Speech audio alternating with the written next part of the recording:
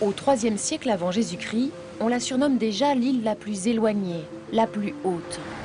Elle est la plus à l'ouest de l'Europe, la plus belle, aux yeux d'Olivier Py. L'homme de théâtre a trompé sa Méditerranée natale avec Ouessant, à la pointe du Finistère. Je ne pensais pas un jour me dire il faut absolument que je vive là. C'est arrivé ici et nulle part ailleurs. C'est le cas de tous les gens qui tombent amoureux de cette île, qui ont un rapport passionnel avec cette île. Dans une histoire d'amour, l'être est unique. Et là aussi, j'ai eu l'impression que je ne pouvais pas vivre ailleurs, que je ne pouvais plus vivre ailleurs. Ce qu'on apprend ici, c'est que la vie intérieure, c'est plus important que la vie professionnelle, que la carrière, que la mondanité, que tout. Il y a près de 15 ans, il y déniche la première et unique maison de sa vie. Il l'achète à l'historienne de l'île et lui fait cette promesse, la rénover en respectant le style ouessantin. Tel un bateau, tout est compartimenté. Le bois est fait souvent de bois de récupération, c'est pour ça qu'il est peint en blanc et bleu. Mais les assiettes sont des assiettes strasbourgeoises et elles viennent aussi toutes de lieux récupérés. C'est assez extraordinaire, il n'y a rien non plus de valeur. Hein. Et comme tu dis, tout vient d'ailleurs et c'est l'esprit, c'est l'agencement qui va faire une maison ouessantine. Et la maison était le premier lieu de culte. Puisqu'on ne pouvait pas toujours aller au bourg. Là, maintenant, les routes sont bonnes, etc. Mais l'hiver, il y avait des ornières, il y avait de l'eau, il y avait, etc. Donc, on n'allait pas toujours à l'église. Tu as une très bonne formule, d'ailleurs. Tu dis, c'est agencé comme un bateau et décoré comme une chapelle. Des maisons-bateaux qui tournent toujours le dos à une mer si hostile. Une mer qui façonne la vie et provoque les destins. Mais il y a une tradition dans cette île qui est, à mon avis, qui est unique en Europe. Ah ben oui. C'est que c'est les femmes qui faisaient les demandes en mariage. Hein, je me trompe pas. Exactement. Parce qu'il y avait beaucoup plus de femmes que d'hommes, parce que les hommes mouraient beaucoup dans les bateaux. Donc il y avait des contingents de femmes qui attendaient que les hommes arrivent à maturité en quelque sorte. Ouessant, une île de femmes dès le 19e siècle. Ce sont elles qui gèrent la vie locale, économique, familiale. Les hommes, eux, s'engagent à 12 ans comme mousse dans la Royale, puis plus tard dans la marine marchande. L'océan ne les rend pas tous. Dans le cimetière de Lampol, Olivier rencontre Gilda, un ancien marin qui a eu la chance de revenir. Je vais vous emmener au petit sanctuaire des Croix de Proëlla.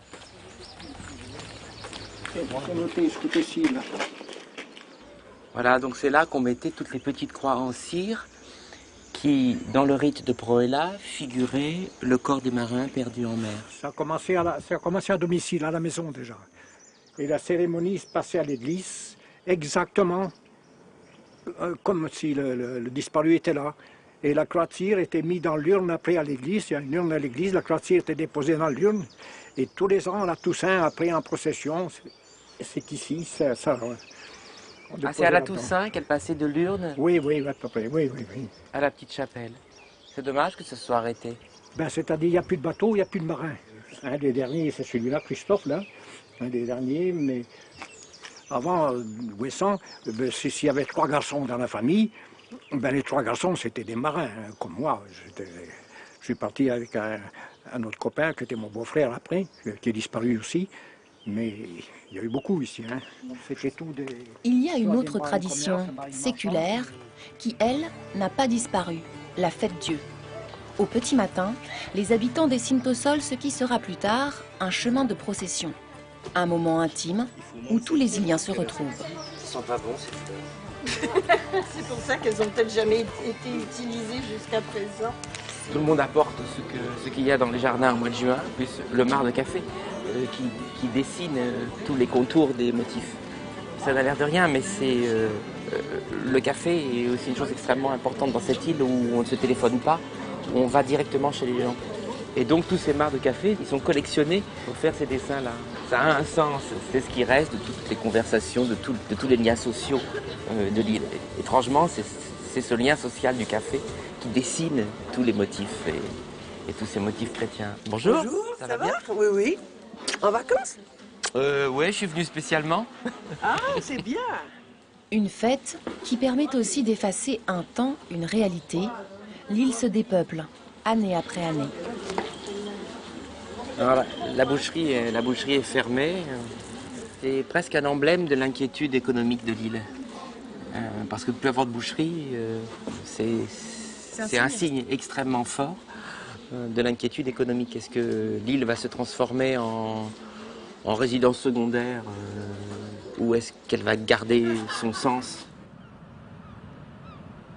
Je me suis attaché à cette toute petite population, presque à cette famille. C'est une famille. Donc les liens sont des liens quelquefois très électriques et complexes, mais passionnants, merveilleux, toujours tournés vers l'essentiel. Là, nous allons chez Carole, c'est un endroit unique. Bonjour Carole. Carole tient la seule crêperie salon de thé de l'île. Je te fais un peu de vaisselle. Ah, si tu veux, ouais. Il y a plein de monde aujourd'hui. Alors j'adore faire la vaisselle chez Carole, qui est souvent débordée. L'été, surtout l'été. Sous l'œil complice d'une bonne partie de sa famille. Ah, ça va? Je le fais avec grand bonheur. Oui, ça va.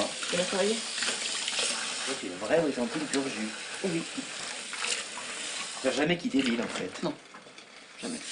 Tu as eu envie des fois de quitter l'île? Ça n'a pas duré longtemps. Hein. Duré longtemps.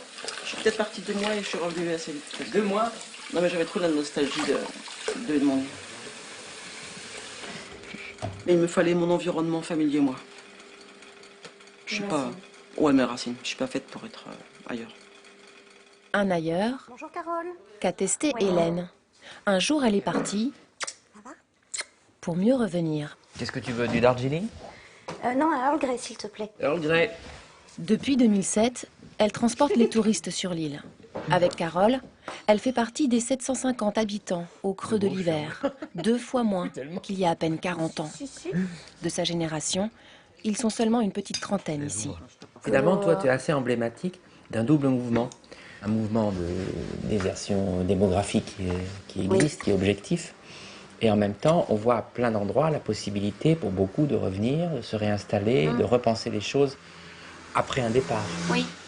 Moi, je rêvais pas du tout d'avoir une entreprise de transport à Ouessant quand j'avais 15 ans. Moi, je rêvais de faire du théâtre et de travailler dans l'administration du théâtre. Et c'est comme ça qu'on s'est rencontrés. Mais voilà, il y a un moment donné, j'ai préféré faire le choix de revenir, de faire quelque chose qui est pas ce à quoi je rêvais, mais qui malgré tout me permet de vivre là, parce que ça te paraît comme une évidence que Ouessant, c'est chez toi. À Lampol, la procession de la fête Dieu rassemble croyants et curieux. 60 jours après Pâques, la présence réelle du Christ dans le sacrement de l'Eucharistie est célébrée. En fait, les sacrements, c'est... Au fond, moi, ça me touche aussi tout particulièrement parce que je suis un converti. Je dis que je suis un converti de l'Eucharistie. C'est en voyant l'Eucharistie un jour que je me suis rendu compte que j'étais chrétien. Il y a un chemin spirituel à faire pour être à la hauteur de l'île. La phrase de Rimbaud, elle est retrouvée, quoi, l'éternité, c'est la mer mêlée avec le soleil. C'est tous les jours ici.